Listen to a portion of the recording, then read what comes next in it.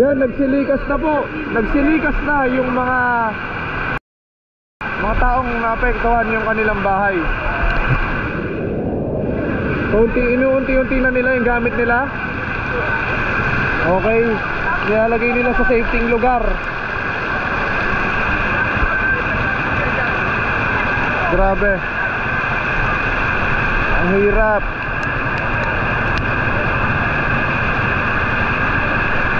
Grabe itong lugar na ito. Oh, papunta dito yung baha.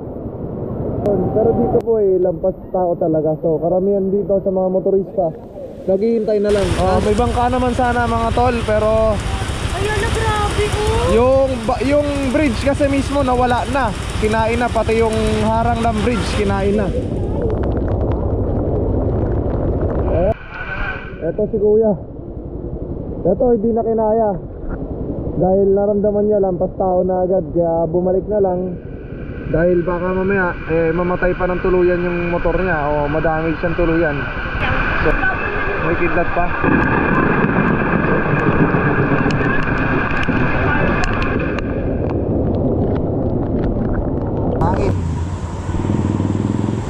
Hangin, lakas ng tubig.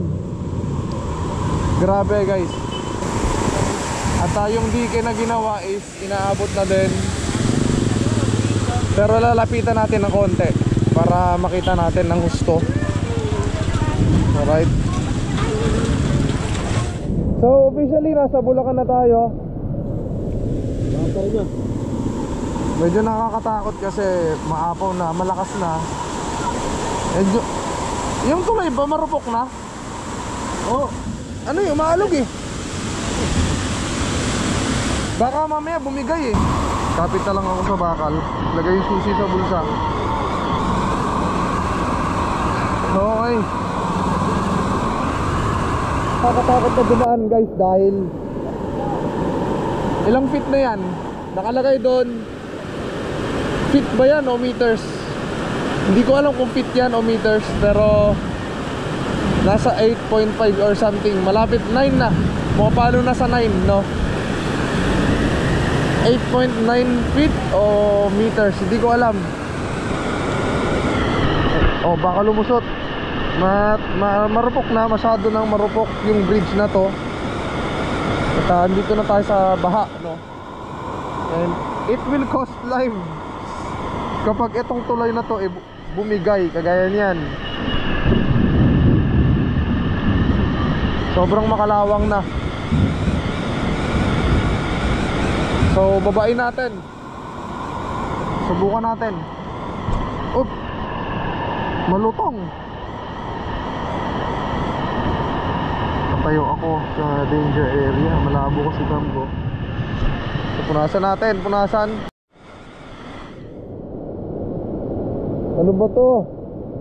Paano ko kakapit sa ganito? Anyway guys, way back 10 taon na marami nang namatay dito, no? From phase 8. So condolence sa pamilya ng kaibigan ko. Shout out Buknoy. So sa papa mo condolence, matagal na. Itong ilog na to rin ng Salarin, mataas na. So ito na yung dulo ng tulay. Alright. Siyempre kinakabahan ako. May mga whirlpool. Di ko alam kung anong pwede mangyari, pero pupunta ako sa dike kung kakayanin ko. Paano yan? Andun yung motor ko sa taas. Ito na yung baha. Magpupunta ako dun. Ay grabe, ang lakas. Ang lakas po. Ang lakas po ng baha, sobra. As in, saan ka po dadalhin? Papuntang Marilao. Pero masyadong mabato yung ilog doon, so mauuntog-untog ka pagka ikay natangay dyan. Woo! Nangyari. Ayun, lumalampas na sa dike. Unsafe na po ito. Yung mga residente po rito lumikas na kanina base doon sa mga tao doon. Pero naiihi na ako, kaya iihi muna ako.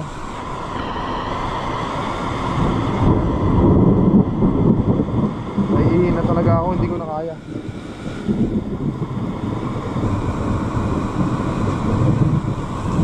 Ay, thanks.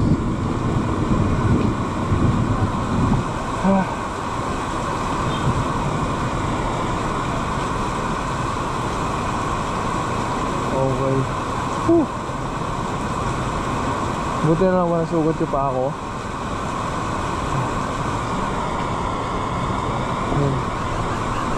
Alright. Balik tayo. Pero sana wag tayo mahulog.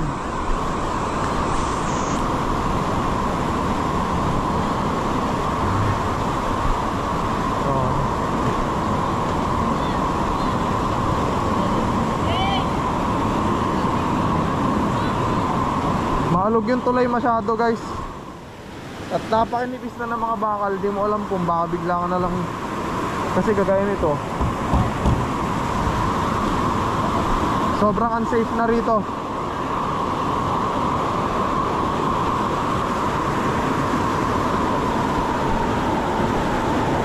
Kagaya niyan, anytime patagilid siya eh.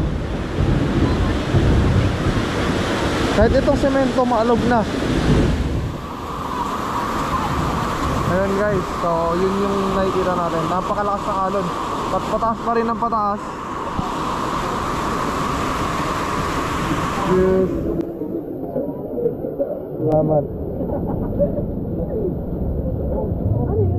There you go. Yun yung kalagayan ng tulay na loob ng kabahayan. Anyway, mataas pa rin ito. Mataas pa rin, considered. Diba naman sa Marilaw doon